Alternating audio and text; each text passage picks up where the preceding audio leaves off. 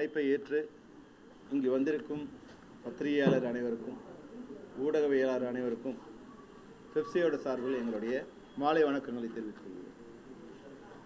தமிழ் திரைப்படத்துறையில் அறிவிக்கப்பட்டுள்ள வேலை நிறுத்த முடிவை மறுபரிசீலனை செய்ய வேண்டும் என தமிழ்நாடு திரைப்பட தயாரிப்பாளர் சங்கத்திற்கும் தமிழ் திரைப்பட நடப்பு தயாரிப்பாளர் சங்கத்திற்கும் தமிழக அரசு முன்னின்று பேச்சுவார்த்தை மூலம் குறிப்பிட்ட சங்கங்களுக்குள்ள இடையேயான முரண்பாட்டை களைந்து தமிழ் திரைப்படத்துறை சீராகவும் சிறப்பாகவும் இயங்க வழிவகை செய்ய வேண்டும் என்பதே எங்களுடைய இந்த பத்திரிகையாளர் சந்திப்பின் முக்கிய நோக்கமாகும். பெரும் மதிப்புக்குரிய தமிழக முதல்வர் அவர்களுக்கும் தமிழக அரசிற்கும் தமிழ் திரைப்பட தயாரிப்பாளர் சங்க நிர்வாகிகளுக்கும் செப்டம்பர் 1 முதல் திரைப்பட படப்பிடிப்புகள் உள்ளிட்ட அனைத்து பணிகளும் நிறுத்தப்படும் என்ற அறிவிப்பை மறுபரிசீலனை செய்து சிறப்பான தீர்வு காண வேண்டும் என தமிழ் திரைப்பட தயாரிப்பாளர் சங்கங்களுக்கும் குறிப்பிட்ட நிர்வாகிகளுக்கும் எங்களுடைய பணிவான வேண்டுகோளை தெரிவித்துக் கொள்கிறோம். தமிழ் திரைப்பட தயாரிப்பாளர்கள் தற்போது எதிர்கொண்டு வரும் நிதி நெருக்கடிகள் மற்றும் பல்வேறு சிரமங்களை திரைப்பட தொழிலாளர்களின் அமைப்பான பெப்சி நன்கு உணர்ந்து வருகிறது. தயாரிப்பாளர்களின் நியாயமான கோரிக்கைகளுக்கும் பிரச்சனைகளுக்கும் உரிய தீர்வு கிடைக்க வேண்டும் என்பதில் எங்களுக்கு எப்போதும் மாற்று கருத்து இருந்ததில்லை. சமீபத்தில் திரையரங்க உரிமையாளர்களுடன் ஏற்பட்டுள்ள கருத்து வேறுபாட்டை தீர்ப்பதற்காக வரும் செப்டம்பர் 1ஆம் தேதி முதல் திரைப்படங்களை வெளியிட மாட்டோம் என்று அறிவித்த தமிழ் திரைப்பட தயாரிப்பாளர் சங்கம் மற்றும் தமிழ் திரைப்பட நடப்பு தயாரிப்பாளர் சங்கம் படப்பிடிப்புகள் உள்ளிட்ட அனைத்து திரைப்பட பணிகளையும் செப்டம்பர் மாதம் 1ஆம் தேதி முதல் நிறுத்தப் போவதாக அறிவித்துள்ளது எங்களுக்கு மிகப்பெரிய அதிர்ச்சியை தந்திருக்கிறது. திரைப்பட படப்பிடிப்புகள் மற்றும் பணிகள் நிறுத்தப்படும் போது அதன் நேரடி பாதிப்பு தயாரிப்பாளர்களுக்கு மட்டுமல்ல, தினசரி வேலைவாய்ப்பை நம்பி வாழும் ஆயிரக்கணக்கான திரைப்பட தொழிலாளர்களுக்கும் மிகப்பெரிய பிரச்சனை ஏற்படுத்துகிறது. கடந்த காலத்தில் திரையுலகில் பிரச்சனைகளை தீர்ப்பதற்காக படப்பிடிப்புகள் மற்றும் திரைப்பட பணிகள் நிறுத்தப்பட்டதின் பின்விளைவுகள் என்னவாக இருந்தது என்பதை இங்கே எடுத்து சொல்ல வேண்டியது அவசியம் என்று நாங்கள் நினைக்கின்றோம். குறிப்பாக 2023ஆம் ஆண்டு திரு விஷால் அவர்கள் தலைவராக இருந்த காலகட்டத்தில் சுமார் 45 நாள் முதல் 50 நாட்கள் வரை படப்பிடிப்புகள் உள்ளிட்ட அனைத்து திரைப்பட பணிகளும் நிறுத்தப்பட்டன. அப்போது தயாரிப்பாளர் சங்கம், திரையரங்க உரிமையாளர் சங்கம் மற்றும் தொழிலாளர் அமைப்புகள் ஆகியவற்றுக்கு இடையே அரசின் முன்னிலையில் முத்தரப்பு பேச்சுவார்த்தைகளும் நடைபெற்றது. அதன் மூலம் பல முக்கியமான முடிவுகளும் எடுக்கப்பட்டன. ஆனால் எந்த முடிவுகளை எடுப்பதற்காக அப்போது படப்பிடிப்புகள் நிறுத்தப்பட்டனவோ அந்த முடிவுகளில் பல இந்த அளவு முழுமையாக நிறைவேற்றப்பட முடியாதது, அந்த நிலை தொடர்வது எங்களுக்கு கவலைக்குரிய விஷயமாக உள்ளது. ஒவ்வொரு முறையும் பிரச்சனைகள் ஏற்படும் போதும் படப்பிடிப்புகள் நிறுத்துவது, பின்னர் பேச்சுவார்த்தை நடத்துவது, சில முடிவுகளை எடுப்பது, ஆனால் அந்த முடிவுகளை முழுமையாக நடைமுறைப்படுத்தப்படாமல் போவது போன்ற நிலை தொடர்ந்தால் அது ஒட்டுமொத்த திரைப்படத்துறைக்கும் பெரும் பாதிப்பை ஏற்படுத்தும்.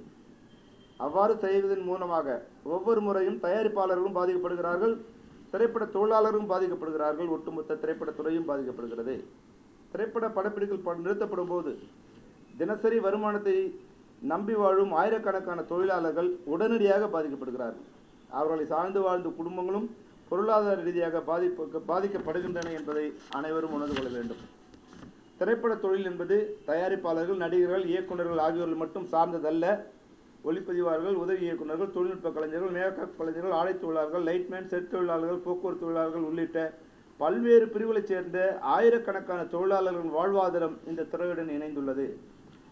எனவே வரும் செப்டம்பர் 1ஆம் தேதி முதல் படப்பிடிப்புகள் உள்ளிட்ட அனைத்து திரைப்பட பணிகளையும் நிறுத்துமாறு முடிவு செய்த முடிவை மறுபரிசீலனை செய்யுமாறு பெப்சியின் சார்பில் அன்புடன் கேட்டுக்கொள்கிறோம்.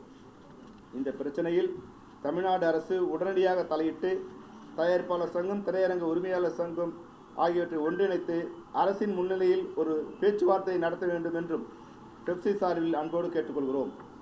இந்த பேச்சுவார்த்தையின் போது இப்போது சினிமாவில் உள்ள எல்லா பிரச்சனையும் பற்றி பேசி முடிவு எடுத்துவிட்டால் திரைத்துறை இன்னும் வேகமாக செயல்பட அது உதவும். பேச்சுவார்த்தை நடத்துவதோடு மட்டும் நின்றுவிடாமல் அந்த பேச்சுவார்த்தையில் எடுக்கப்படும் முடிவுகள் அனைத்தும் தெளிவான காலக்கெடுவுடன் நடைமுறைப்படுத்துவதை அரசு உறுதி செய்தால் இந்த பேச்சுவார்த்தைக்கான பலன் முழுமையாக திரையுலகு கிடைக்கும். ஏற்கனவே அரசின் முன்னிலையில் நடத்தப்பட்ட பேச்சுவார்த்தையில் எடுக்கப்பட்ட முடிவுகள் முழுமையாக நடைமுறைப்படுத்தப்படாத நிலை மீண்டும் ஏற்படாமல் இருக்க இந்த முறை எடுக்கப்படும் முடிவுகளை நடைமுறைப்படுத்துவதற்காக ஒரு தெளிவான செயல் திட்டமும் தெளிவான காலக்கெடுவும் உருவாக்கப்பட வேண்டும் என்பதே எங்கள் கோரிக்கை. திரைப்படத்துறையை பற்றியும் திரைப்பட தொழிலாளர்கள் வாழ்வாதாரம் பற்றியும் நன்கு அறிந்த தற்போதைய மாண்புமிகு முதல்வர் திரு ஜோசப் விஜய் அவர்கள் இந்த பிரச்சனையின் தீவிரத்தையும் திரைப்பட பணிகள் நிறுத்தப்படுவதால் ஆயிரக்கணக்கான தொழிலாளர்களுக்கு ஏற்படும் பாதிப்பையும் கருத்தில் கொண்டு உடனடியாக தலையிட்டு இந்த பிரச்சனைக்கு சுமூகமான தீர்வை ஏற்படுத்தி தர வேண்டும் என பெப்சி சார்பில் அன்புடன் கேட்டுக்கொள்கிறோம். வேலை நிறுத்தம் என்பது பிரச்சனைக்கு உடனடியாக தீர்வாக இருக்க முடியாது. பேச்சுவார்த்தையின் மூலம் பிரச்சனைக்கு தீர்வு காணப்படுவதும் எடுக்கப்படும் முடிவுகளை முறையாக நடைமுறைப்படுத்துவதுமே திரைப்படத்துறையின் நீண்டகால நலனுக்கு ஏற்றதாக இருக்கும் என்பது எங்கள் உறுதியான கருத்தாகும். எனவே தயாரிப்பாளர்களின் நியாயமான கோரிக்கைகள் பாதுகாக்கப்படுவதோடு திரைப்பட தொழிலாளர்களின் வாழ்வாதாரமும் பாதிக்கப்படாத வகையில் தமிழக அரசு, தயாரிப்பாளர் சங்கம் மற்றும் திரையரங்க உரிமையாளர் சங்கம் ஆகியோர் இணைந்து உடனடியாக பேச்சுவார்த்தை நடத்தி அனைவருக்கும் ஏற்ற ஒரு நல்ல தீர்வை ஏற்படுத்தி தர வேண்டும் என கேட்டுக்கொள்கின்றோம். திரைப்படத்துறை என்பது பல லட்சம் மக்களின் வாழ்வாதாரத்துடன் தொடர்புடைய மிகப்பெரிய தொழில்துறையாகும். எனவே இந்த பிரச்சனை மேலும் நீடிக்காமல் திரைப்பட தொழிலாளர்களின் வாழ்வாதாரம் பாதிக்கப்படாத வகையில் செப்டம்பர் 1ஆம் தேதி முதல் அறிவிக்கப்பட்டுள்ள படப்பிடிப்புகள் உள்ளிட்ட திரைப்பட பணிகள் நிறுத்தப்படும் முடிவை தயாரிப்பாளர் சங்கங்கள் மறுபரிசீலனை செய்ய வேண்டும் என்றும் இந்த பிரச்சனையில் தமிழ்நாடு அரசு உடனடியாக தலையிட்டு சுமூகமான தீர்வை ஏற்படுத்தி தர வேண்டும் என்றும் பெப்சி சார்பில் அன்புடன் கேட்டுக்கொள்கிறோம். திரைப்பட தொழிலாளர்களின் வாழ்வாதாரத்தையும் தமிழ் திரைப்படத்துறையின் எதிர்காலத்தையும் கருத்தில் கொண்டு அனைவரும் இணைந்து இந்த பிரச்சனைக்கு நல்ல தீர்வு காண வேண்டும் என்று உங்கள் அனைவரையும் அன்போடு கேட்டுக்கொள்கிறோம். இதுதான் நாங்கள் இப்போது எங்களுடைய சார்பில் பத்திரிகையாளர் மூலமாக தமிழ் திரைப்படத்துறைக்கும் தமிழக அரசுக்கும் தயாரிப்பாளருக்கும் தர நினைக்கின்ற முக்கியமான செய்தியாகும். தயவுசெய்து தமிழக அரசு விரைவில் தலையிட்டு ஒரு பேச்சுவார்த்தை நடத்தி சுமூகமான தீர்வு காண வேண்டும். தற்போதுதான் கொஞ்சம் சுமூகமாக திரைப்படத்துறை மீண்டும் படப்பிடிப்புகள் தொடங்கப்பட்டு சிறப்பாக செயல்பட ஆரம்பிக்கப்பட்டுள்ள இந்த நிலையில் ஏற்கனவே ஜூன் ஜூலையில் பெரும்பாலான திரைப்படங்கள் மொத்தம் பணிகள் நிறுத்தப்பட்டு எந்த திரைப்படங்கள் படப்பிடிப்பும் நடக்க முடியாத ஒரு சூழ்நிலை இருந்தது. தற்போது ஆகஸ்ட் முதல் திரைப்படங்கள் தொடங்கப்படுகின்றன. புதிய திரைப்படங்கள் தொடங்கப்படுகின்றன. தற்போது கூட பல்வேறு திரைப்படங்களின் படப்பிடிப்புகள் வெளியூர்களுக்கு செல்வதற்காக தயார் செய்து கொண்டிருக்கிறார்கள். சில ஆர்ட் டைரக்டர்கள் செட்டுகளை போடுவதற்காக பணிகளை தொடங்கி கொண்டிருக்கிறார்கள். அனைவருக்குமே இப்போது இதையெல்லாம் தொடங்கலாமா அல்லது ஆரம்பிக்கலாமா, வெளியூர் போகலாமா என்பது மிகப்பெரிய குழப்பத்தை ஏற்படுத்தியிருக்கிறது. அது அவர்கள் வாழ்வாதாரத்தை பாதிப்பதோடு எங்களுடைய தொழிலாளர்களுடைய வாழ்வாதாரத்தையும் பாதிக்கும்.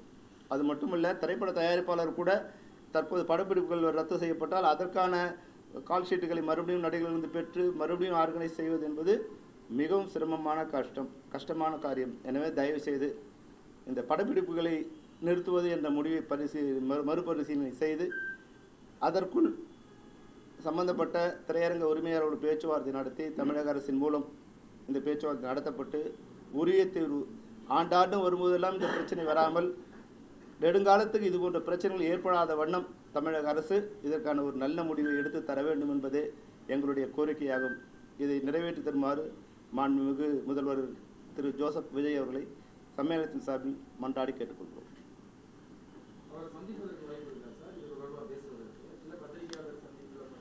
இது தொடர்பாக அவங்க தயாரிப்பாளர் சங்கமும் எக்ஸிபிட்டாக தான் அவங்களுக்கு தான் பிரச்சனை. இப்போ எங்களுக்கும் ப்ரொடியூசர்ஸ்னால் நாங்கள் போய் சந்திக்கலாம். அவங்களுக்கான பிரச்சனை தான் அவங்க தான் சந்தித்து அதுக்கான இதுக்காக நாங்கள் எங்களுடைய கோரிக்கை எதுவும் இதில் இல்லை. படப்பிடிப்பு நிறுத்தப்படக்கூடாது. அவங்க சண்டையில் படப்பிடிப்பு நிறுத்தாதீங்க, எங்களோட பணிகள் பாதிக்கப்படுது, எங்களுடைய வாழ்வாதாரம் பாதிக்கப்படுது தான் கோரிக்கையை தவிர எங்களுடைய பிரச்சனை இதில் எதுவும் இல்லை. அதில் ஒரு 80% சரி சார். அவங்க ஏற்கனவே இதுக்கான முடிவை எடுத்தாங்க. இதுக்கு ஒரு 50 நாள் ஷூட்டிங் நிறுத்தினாங்க. அது ஆன்லைன் எல்லா திரையரங்களும் ஆன்லைன் பண்ணுறது, கியூபுக்கான இது 2025 முதல் ஸ்டாப் பண்ணுறது, 2023 எடுக்கப்பட்ட முடிவு. அது போன்ற முடிவுகள் எடுக்கப்பட்டது. அதை இன்னும் அவங்க எக்ஸிக்யூட் பண்ணல. எக்ஸிபிட்டர்ஸ் இவங்களும் வந்து பட்ஜெட்டை எல்லாம் சரி பண்ணுறோம். அப்போ அவங்க சொன்னது என்னென்னா வந்து ஓடிடிலாம் வந்து மார்க்கெட்டை ஸ்மாஷ் பண்ண பிறகு பட்ஜெட் எல்லாம் சரி பண்ணி நீங்கள் ஒரு சரியான பட்ஜெட்டோடு போகணும். எல்லோரோட சம்பளம் ஏறிட்டது காரணத்தை சொல்லி நீங்கள் படங்களோட விலையை மிக அதிகமாக்கிட்டீங்க, எங்களால் வாங்க முடியல. அப்போ அதையெல்லாம் ஒழுங்கு பண்ணி தரணும்னு அவங்க கேட்டிருந்தாங்க. அதையும் ப்ரொடியூசர்ஸ் இவங்க பண்ணல. இவங்களோட மெயின் கோரிக்கைகள் வந்து அவங்க ஒத்துக்கிட்ட கோரிக்கைகள் இது வரைக்கும் டிக்கெட்டை ஆன்லைனில் பண்ணுறது, அதுக்கு ஒரே ப்ரொடியூசர் கவுன்சில் மூலமாகவோ இல்லை தமிழ்நாடு அரசின் மூலமாக பண்ணும்போது ஒரு டிக்கெட்டுக்கும் 20 ரூபாயோ 15 ரூபாயோ கொடுக்க வேண்டிய சூழ்நிலை வருது. ஏற்கனவே டிக்கெட் விலை 120 ரூபா, அதுக்கப்புறம் ஒரு டிக்கெட்டுக்கும் 15 ரூபா, இது மாதிரி வரும்போது அது விலை அதிகமாக இருக்குது. அதனால் வந்து ஆன்லைன் பண்ணணும். அப்படி ஆன்லைன் பண்ணும்போது எல்லா திரையரங்கும் வந்து அந்த இன்னும் ஆன்லைனில் பண்ண முடியாத சில திரையரங்கம் கம்ப்யூட்டர் சிஸ்டம் இல்லாமல் இருக்குது. அது ஒரு 6 மாதத்துக்குள்ளே பண்ணுறேன்னு சொன்னாங்க. அதிகபட்சமாக வந்து 1 வருஷத்துக்குள்ளே பண்ணிடுறேன்னு சொன்னாங்க. அது 2023. அப்புறம் வந்து கியூப்லாம் முன்னாடி பிரிண்ட் சார்ஜ் இல்லை அப்படிங்கும்போது 2025 வரைக்கும் அதை வந்து சீல் பண்ணிவிட்டு 2025க்கு பிறகு கியூப் சார்ஜஸ்லாம் இல்லாமல் பண்ணலான்னு சொன்னாங்க. அது எதுவுமே எக்ஸிபிட்டரும் பண்ணலை. இதை வந்து அவங்க தொடர்ந்து நடந்துகிட்டே இருக்குது. இப்போ இது வந்து அவங்களா பேசி இது பிரச்சனையை முடிக்க முடியாதுன்னு நான் நினைக்கிறேன். ஏற்கனவே அரசு தான் பேசி இந்த முடிவு கொண்டு வந்தது. அதனால் தமிழ்நாடு அரசு மூலமாக பேசப்பட்டால் மட்டும்தான் இதுக்குரிய தீர்வு கிடைக்கும். ரொம்ப நல்லது இல்லையா? இது வந்து இப்போ வந்து எனக்கு தெரிஞ்சு ஒரு நாளைக்கு குறைஞ்சபட்சம் வந்து சராசரியாக 7லேருந்து 10 லட்சம் டிக்கெட்டுகள் வந்து விற்கப்படுகின்றன தமிழ்நாடு முழுக்க. ஒரு 1000 தேட்டர் கணக்கில் வச்சுக்கிட்டா அதில் 2 ஷோ 3 ஷோ கணக்கில் வச்சுட்டா 7லேருந்து 10 லட்சம் டிக்கெட் விற்கப்படுது. அப்போ நீங்கள் வந்து அதுக்கு ஒரு 15 ரூபான்னு கணக்கு போட்டிங்கன்னா ஒரு நாளைக்கு 1 கோடி ரூபாய் வந்து எக்ஸ்ட்ரா பணம் வந்து கலெக்ட் பண்ணுறாங்க. இதை வந்து இது ஒரு பெரிய அமௌண்ட்டு. ஆனால் அரசு வந்து ஒரு தனியாக ஒரு ஆப் இது பண்ணி அது மூலம் பண்ணிட்டா, இப்போ வந்து ட்ரெயின் டிக்கெட் பண்ணுறோம், ஒரு டிக்கெட்டுக்கு 3% இல்லை, மொத்தமாக அந்த சர்வீஸ் சார்ஜில் 2%, 1% அப்படி இருக்குது. அது மாதிரி ஒரு டிக்கெட்டிங் புக் பண்ணும்போது இவ்வளோ சார்ஜ் கலெக்ட் பண்ணலாம். அதுக்குண்டான அதில் ஒரு வருமானம் பார்க்காம அதை வந்து அந்த எக்ஸ்பென்சஸை பேர் பண்ணுற காஸ்ட்டை வந்து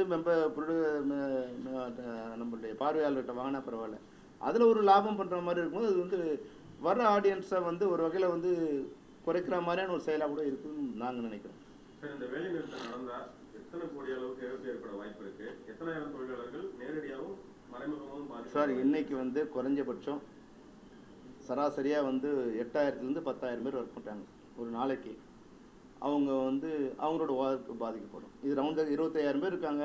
இன்றைக்கி நான் வேலைக்கு போனால் நாளைக்கு ஒரு போவார், அவர் போவார், அது மாதிரி. அப்போ ஆனால் வந்து ஒரு 8,000 பேர் ஒரு நாளைக்கு தொழில் வேலை செய்கிறாங்க. இவங்களோட வாழ்க்கை பாதிக்கப்படும். அப்புறம் இந்த ஷெட்யூலை கேன்சல் பண்ணிட்டு மறுபடியும் ரீஅசம்பிள் பண்ணணுன்னா அதில் வந்து எல்லாமே ஸ்டார்ட் ஆகும். இப்போ ஒரு ஹீரோவுக்கு வேறு ஹீரோ டேட்டு கொஞ்சம் கஷ்டமாக இருக்காது. ஆனால் அதை நம்பி இருக்கிற மற்ற ஆர்டிஸ்ட் டேட்ஸ்லாம் வந்து மாறி மாறி வரும். அதை செட் பண்ணுறதுக்கு அவங்களுக்கு வந்து ஒரு நாள் மாறினா கூட அது வந்து ஒரு மாதம் ஆகிடும் அதை செட் பண்ணுறதுக்கு. அப்போது மறுபடியும் அந்த ட்ராக்லேருந்து ஏறி மறுபடியும் ட்ராக் உட்காரத்துக்கு ஒரு மாதம் ஆகிடும். இத்தனை 1000 கோடி இல்லை இத்தனை 100 கோடி இழப்பு ஏற்பட வாய்ப்பு இருக்குன்னு சொல்ல முடியுமா? நம்ம அமெரிக்கா அது எத்தனை நாள் நடக்குது அப்படிங்கிறது, அது நடக்காமல் இருக்கிறது அது குறைஞ்சபட்சம் எனக்கு தெரிஞ்சு வந்து ஒரு 200லேருந்து 500 கோடி வந்து நஷ்டம் ஏற்படுது. நிச்சயம்.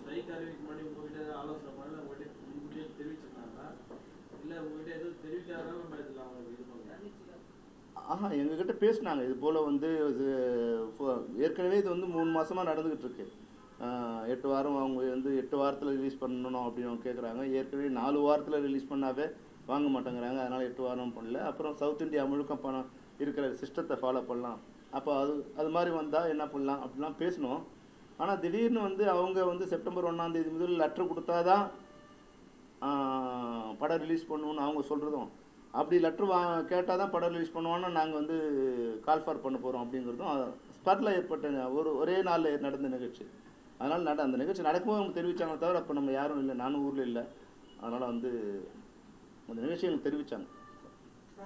தயாரிப்பாளர் சங்கம் கொடுத்த அறிக்கையில் திரைப்பட விநியோகஸ்தர் சங்கமும் திரையரங்கு உரிமையாளர் சங்கம் 2 பேருமே எங்களை கலந்து ஆலோசிக்காம இந்த முடிவெடுத்தாங்கன்னு சொல்கிறாங்க. ஆனால் திருப்பூர் சுப்பிரமணிய சார் கிட்ட பேசினா அவர் என்ன சொல்கிறாரு, இதுக்கு முன்னாடி நாங்கள் வந்து 3 கூட்டம் நடத்தணும், அதில் தயாரிப்பாளர் சங்கத்துலேருந்து எல்லா நிர்வாகியும் கலந்துக்கிட்டாங்க, தமிழ்குமரன் சார்லேருந்து எல்லாமே கலந்துக்கிட்டாங்க. ஆனால் அந்த 3 கூட்டத்திலையும் அவங்க எந்த முடிவுமே சொல்லாதனால தான் நாங்கள் இதை அறிவிச்சோம்னு சொல்கிறார். இது சம்மந்தமாக தான் உங்களுக்கு தெரியுமா? அதுதான் நான் தான் சொன்னேன், ஏற்கனவே பல கூட்டங்கள் நடந்தது. இவங்க 8 வாரங்கிறது தமிழ் ப்ரொடியூசரோட கோரிக்கை. 8 வாரம் வைக்கணும். அப்படி வந்து 4 வாரம் இருக்குது, 4 வாரம் வைக்கணும் இருக்குது. அது 8 வாரமாக மாற்றணுங்கிறது எக்ஸிபிட்டார் கோரிக்கை. அவங்க 2ஆக பிரித்து பெரிய படத்துக்கு ஒன்றும் சின்ன படத்துக்கு ஒன்றும் வச்சுக்கலாம் அப்படிங்கிறதும், அதுபோல் வந்து ஒரு நிலை வந்தால் அந்த கியூப் உட்பு ஏற்கனவே நீங்கள் ஒத்துக்கிட்ட அந்த கியூப் நிபந்தனையெல்லாம் நிறைவேற்றணும். கியூப் சார்ஜஸ்லாம் இல்லை, நீங்கள் ஏற்கனவே ஒத்துக்கிட்டீங்க இல்லையா, அதெல்லாம் நிறைவேற்றணும் அப்படின்னு அவங்க ஒரு டிமாண்ட் வச்சாங்க. அதெல்லாம் அந்த டிமாண்ட்லாம் நாங்கள் பண்ண முடியாது, நாங்கள் சொல்கிறத நீங்கள் ஏற்றுக்கணும்னு வந்து அவங்க சைடில் சொன்னாங்க. அதனால் வந்து அதை 2 பேருமே அது ஒத்து போக முடியாத சூழ்நிலை வந்து ஏற்கனவே இது வந்து ஒரு 6 மாதமாக இதுக்கு உண்டான பேச்சுவார்த்தை நடந்துகிட்டே இருக்குது. ஏற்கனவே வந்து நிறைய படங்கள் வந்து ரிலீஸ்க்கு வெயிட் பண்ணிட்டு இருக்கு. ஸோ இப்படி ஆகிறப்போ இன்னும் மேலும் ப்ரெஷர் ஆகும். ஒரு நாளைக்கு நிறைய படங்கள் ஆல்ரெடி ரிலீஸ் ஆகிட்டு இருக்கு, பல படம் பாதிக்கப்படுது. இது ப்ரொடியூசருக்கு ஒரு நஷ்டம் தான் சார் ஏற்படுத்தும் ரிலீஸ் தள்ளி போகிறப்போ. நிச்சயமாக நஷ்டம் ஏற்படுத்தும். இப்போ என்னென்னா வந்து இப்போ செப்டம்பர் மாதம் படம் ரிலீஸ் பண்ணலைன்னா ஒரு 20 தயாரிப்பாளர் பாதிக்கப்படுவாங்க. ஆனால் செப்டம்பர் மாதம் லெட்டர் கொடுத்தா தான் படம் ரிலீஸ் பண்ணலைன்னா அப்படின்னு ஒரு சிஸ்டம் வந்தால் 200 தயாரிப்பாளர் பாதிக்கப்படுவாங்க. அதனால் இப்போ பாதிப்பு எல்லாருக்கும் இல்லாமல் வந்து ஒரு இந்த செப்டம்பர் ரிலீஸ் பண்ணுறவங்க மட்டும் ஒரு பாதிப்பு இருந்தால் பரவாயில்ல, இண்டஸ்ட்ரி காப்பாற்றப்பட்டால் பரவாயில்லன்னு அவங்க ஒரு முடிவு எடுக்கலாம். அது நம்ம ஏன் அப்படி எடுத்துன்னு கேட்க முடியாது. அவங்களுக்கு நிச்சயமாக பாதிப்பு இருக்கும், எங்களுக்கும் பாதிப்பு இருக்குது. அந்த நாங்கள் மொத்தமாக பாதிக்கும் போது உங்கள் பாதிப்பு அவங்களுக்கு 100 ரூபாயில் பாதிப்புனா எங்களுக்கு வந்து அதில் அவங்க தர 10 ரூபா எங்களுக்கு பாதிப்பு. ஆனால் அவங்க 100 ரூபாயுமே வந்து எங்கள் வாழ்க்கையே பாதிக்கப்படும் போது உங்களோட பிரச்சனை பெருசாக பேசுகிறீங்கன்னு அவங்க சொல்லலாம். அதனால் வந்து நிச்சயமாக இது அனௌன்ஸ் பண்ணால் அந்த செப்டம்பர் மாதத்தில் ரிலீஸ் பண்ணலான்னு வச்சுட்டு இருக்காங்க இல்லையா, அந்த ப்ரொடியூசர் டெஃபினட்டாக வந்து பாதிக்கப்படும். முன்னாடி மாதிரி ஆடியன்ஸ் வந்து உள்ளுக்குள்ள லைக் பண்ண மாட்டேங்கிறாங்க. ஒரு சில ஸ்டார் வேல்யூவான ஒரு சில மூவி மட்டும் தான் பார்க்குறாங்க இப்பவும் கூட. ஆனால் எல்லா ப்ரொடியூசருக்குமே 100 கோடி லாபம் 200 கோடி லாபம்னு பேப்பர்ல ஆட் போடுறாங்க. அப்போ 100 கோடி 200 கோடி லாபமா இருந்தா இந்த பிரச்சனை வந்திருக்காருல்ல சார். அப்போ அவங்க பேப்பர்ல ஆட் போடக்கூடிய மார்க்கெட்டிங் ஸ்ட்ராட்டஜி எதெல்லாம் நீங்க பாக்குறீங்க?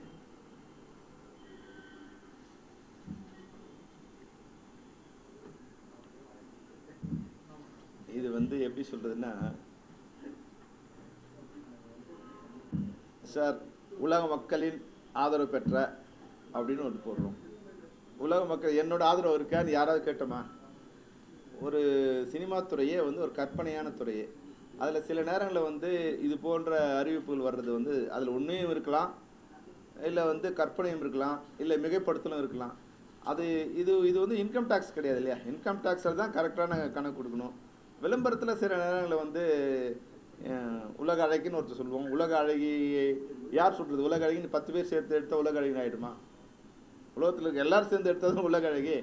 அது மாதிரி சில நேரங்களில் வந்து நீங்கள் இப்படி தான் வரும். அப்போ வந்து 100 கோடி ஆயிடுச்சுன்னா வந்து ஒரு பம்பர் இது கிரியேட். அதுதான் வந்து என்ன பண்ணுறாங்கன்னா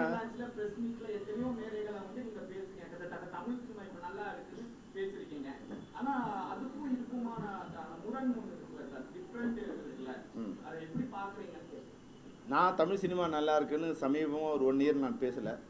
தமிழ் சினிமா ரொம்ப சிரமமான நிலை இருக்குது, தயாரிப்பாளர் ரொம்ப சிரமப்படுத்த நிலையில் இருக்காங்க தான் நான் சொல்லியிருக்கேன் இது வரைக்கும். ஆனால் வந்து சில தயாரிப்பு நிறுவனங்கள் விளம்பரப்படுத்தும் போது மிகைப்படுத்தலோடு விளம்பரப்படுத்தியிருக்கலாம். எனக்கு தெரிஞ்சு இந்த வருடத்தில் இது வரைக்கும் இப்போ வந்து ஆகஸ்ட் முடிய போகுது, இந்த 8 மாதத்தில் 3 திரைப்படங்கள் தான் லாபத்தை ஈட்டி இருக்கின்றது. அதுதான் உண்மை. மீதி பேர்லாம் அந்த 3 பேர் யாரும் உங்களுக்கு தெரியும். மீதி பேர் யார் சொன்னாலும் அது வந்து கற்பனை, மிகைப்படுத்தப்பட்ட உண்மை. அதில் வந்து உண்மை இல்லை. நீங்க தனிப்பட்ட முறையில் தயாரிப்பாளர் சங்கத்திட்ட பேசுறதுக்காக ட்ரை பண்ணீங்களா? நான் பேசினேன்.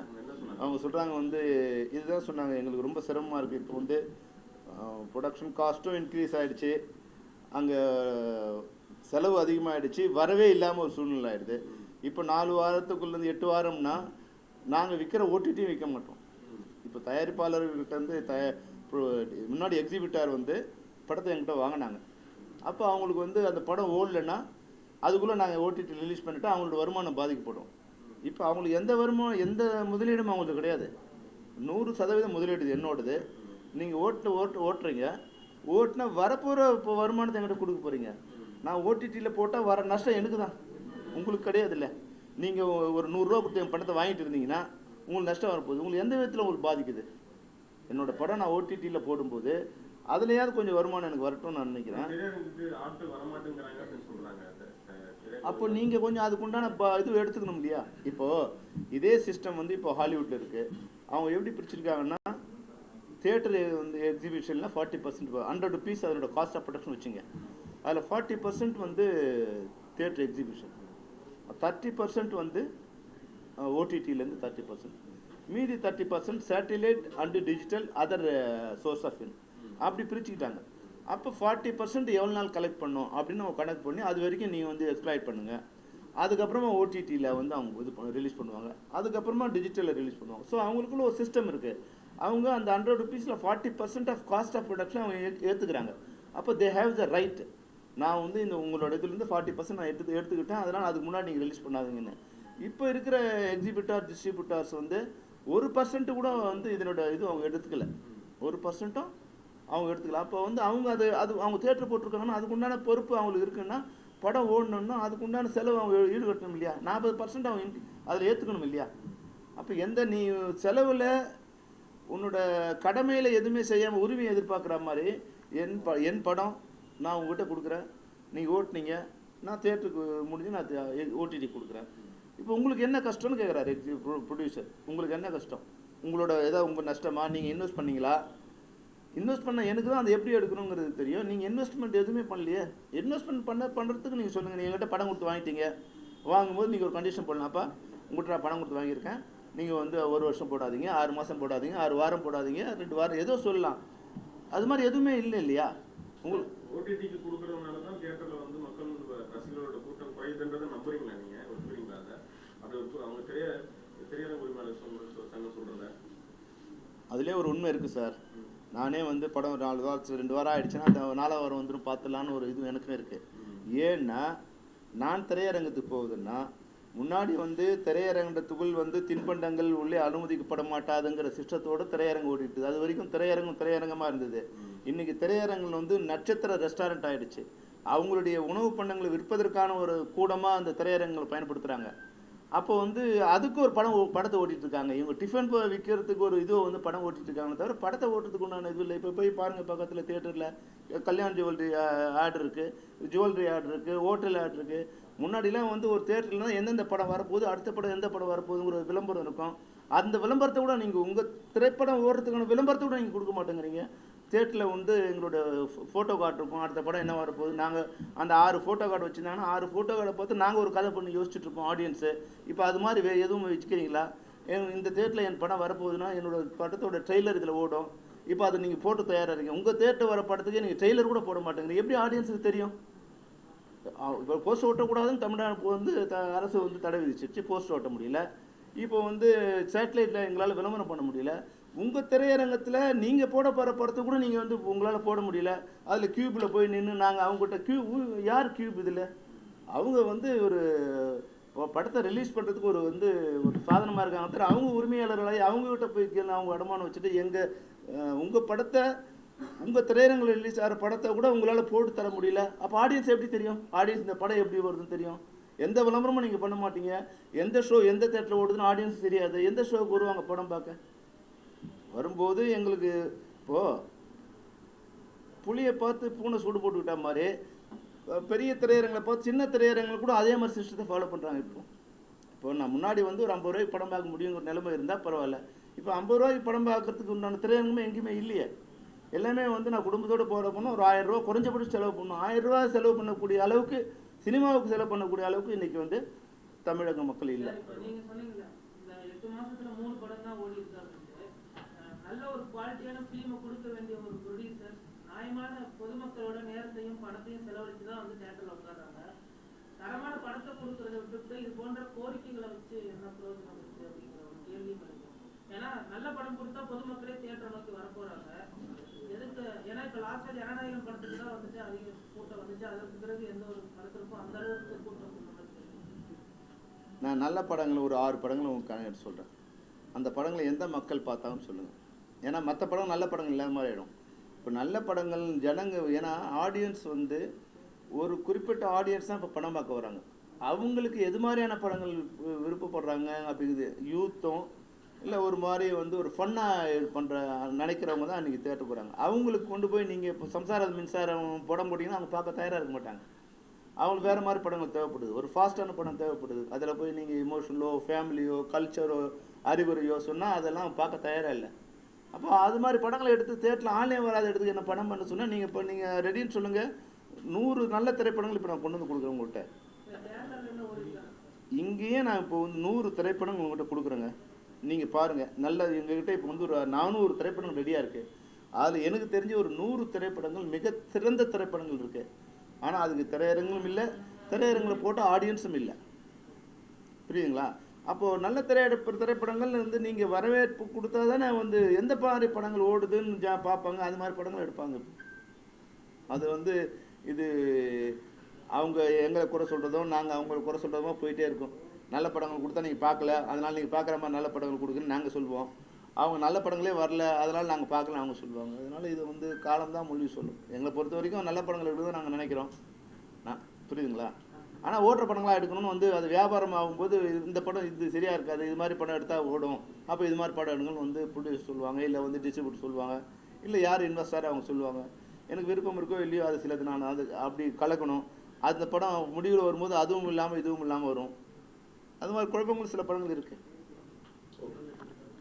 ஆடியன்ஸோட ஃபீட்பேக் காரணம் சார். இதுக்கு வந்து ஒரு மூவி தியேட்டர் விட்டு வெளியே வரும்போது ஆடியன்ஸே வந்து மீடியா கிட்டக்க நல்லா இருக்கு ஓப்பனா சொல்லிடுறாங்க. முன்னாடி ஒரு காலகட்டங்களில் இந்த ஒரு இது இல்லை. ஸோ இதுவும் ஒரு காரணமா இருக்கும். அந்த சோசியல் மீடியா வந்ததுல இருந்து எல்லாருமே இப்போ மூவியை பற்றி ஃபீட்பேக் பேச ஆரம்பிச்சாங்க. ஸோ இது ஒரு காரணம் இருக்கலாம். முன்னாடி வந்து படங்கள் அதுதான் இல்லை, முன்னாடி அப்படி இருக்கும் சார். முன்னாடி கூட வெளியே ஆடியன்ஸ் வரும்போது டேய் படம் போகாதரான்னு சொல்லுவான். ஆனாலும் வந்து அதை நம்பி படம் போகிறதும் இல்லை. அதில் ஒரு 10% 20% வந்து இது இருந்தது. ஆனால் இன்றைக்கி என்னென்னா வந்து நீங்கள் உள்ள டைட்டில் போடும்போதே நீ வெளியே மெசேஜ் அனுப்பிச்சிடுறியா படம் மொக்கான்னு அனுப்பிச்சோடனே அவங்க கிளம்பும்போது, ஏன்னா அவங்களுடைய இன்வெஸ்ட்மெண்ட் அதிகமாக இருக்குது. 1000 ரூபா இன்வெஸ்ட் பண்ணணும், எதுக்குடா நல்லா இல்லாத படத்துக்கு 1000 ரூபா இன்வெஸ்ட் பண்ணணும், எல்லோரும் நல்லா இருக்குன்னு சொல்லட்டும் அப்புறம் போகலான்னு நினைப்பாங்க. அப்போ இந்த சோஷியல் மீடியா பப்ளிசிட்டி இருக்கு இல்லையா, அது நல்ல படங்களுக்கு நான் ஓட வைக்கிறத விட ஓட வைக்காமல் இருக்கிறதுக்கு தான் சோஷியல் மீடியா இது பயன்படுது. அது நீங்கள் நல்ல படம்னு சொன்னால் மட்டும் ஓடிடுன்னு சொல்லுங்கள். இப்போ அவர் இருக்கார், அவர் நல்ல படம் நல்லா இருக்குன்னு ஒரு படத்தை சொல்லுங்கள், படம் ஓடிடுமான்னு சொல்லுங்கள். அதுக்கெலாம் சொன்னா நான் நல்லா இருக்கேன்னு